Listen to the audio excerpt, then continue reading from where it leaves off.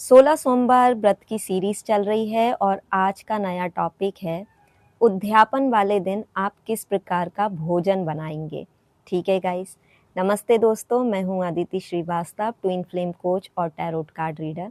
आप सभी का हमारे प्यारे से स्पिरिचुअल हब में बहुत सारा वाला स्वागत है। तो आपका ये सवाल होगा कि 16 सोमवार का व्रत है और ऐसे में हम भोजन में क्या बनाएं। तो गाइस, बहुत आपको साधारण तौर पे भोजन बनाना है। कुछ भी आपको ज़्यादा चीज़ें करने या ज़्यादा परेशान होने की बिल्कुल ज़रूरत नहीं है। सादा भोजन भोले बाबा को बहुत पसंद है। आपको हमेशा ये याद रखना है कि 16 सोमवार का व्रत हो, चाहे कोई से भी व्रत का उद्यापन हो, उसमें विशेष तौर पे आपको सिंपल खाना ही बनाना रहता है, सात्विक, स्वच्छ, घर का। तो पहली बात है, बाहर की कोई भी सामग्री जैसे बनी हुई मिठाई, बने हुए लड्डू, बने हुए पेड़े बिल्कुल ना लें। पॉइंट नंबर 2, आप जो भोजन की थाली बनाएंगे उसमें आप चाहें तो दाल बना सकते हैं, चाहे तो छोले की सब्जी बना सकते हैं, चाहे तो आप पुलाव बना सकते हैं, पूड़ी बना सकते हैं, पराठे बना सकते हैं, थोड़े बहुत पापड़ वगैरह तल सकते हैं अगर आप तलना चाहें तो। इसके साथ सलाद होना चाहिए, खीर होनी चाहिए। तो खीर आप चावल की, साबूदाने की, जो आपको अच्छी लगती है आप वो बना सकते हैं। ठीक है, लेकिन विशेष तौर पे आपको ये याद रखना है कि जो भी आपका भोजन बनेगा उद्यापन का, वो पूरी तरह से स्वच्छ, शाकाहारी, सात्विक होना चाहिए।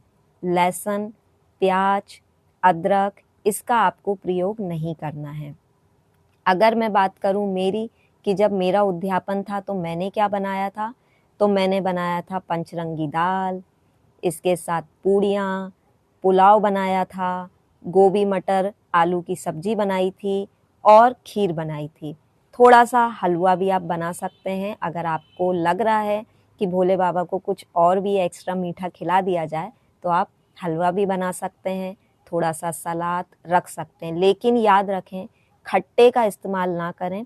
तो आप अचार वगैरह का इस्तेमाल ना करें तो ज़्यादा अच्छा है। टमाटर खट्टे में नहीं आता है, हालांकि कुछ लोग खट्टा समझते हैं, लेकिन टमाटर खट्टे में नहीं आता है, वो एक तरह से फल होता है, आप बिल्कुल उसका इस्तेमाल कर सकते हैं। क्योंकि 16 सोमवार व्रत में खट्टे का कोई परहेज वैसे तो नहीं होता है, लेकिन हम क्यों खट्टा डालें किसी चीज़ में।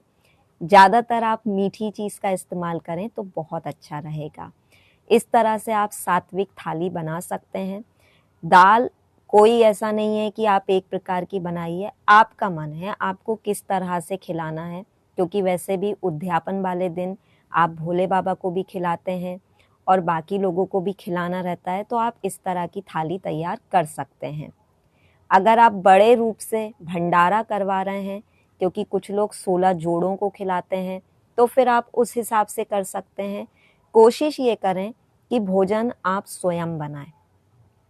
और अगर आप भोजन नहीं बना पा रहे हैं, 16 जोड़ों को खिलाने का भंडारा कर रहे हैं, तब तो फिर जो भी आएंगे हलवाई वही बनाएंगे। लेकिन प्रसाद आप अपने हाथ से बनाएं। और प्रसाद आप सब जानते हैं, चूरमे के लड्डू, तो वो स्पेशल प्रसाद होता है जो विशेष तौर पे आपको ही बनाना रहता है। लेकिन मेरा ये कहना है कि अगर आप खिला रहे हैं तो पूरी तरह से आप खुद बनाएंगे तो और अच्छा रहेगा। Thank you for watching guys. Lots of love and light.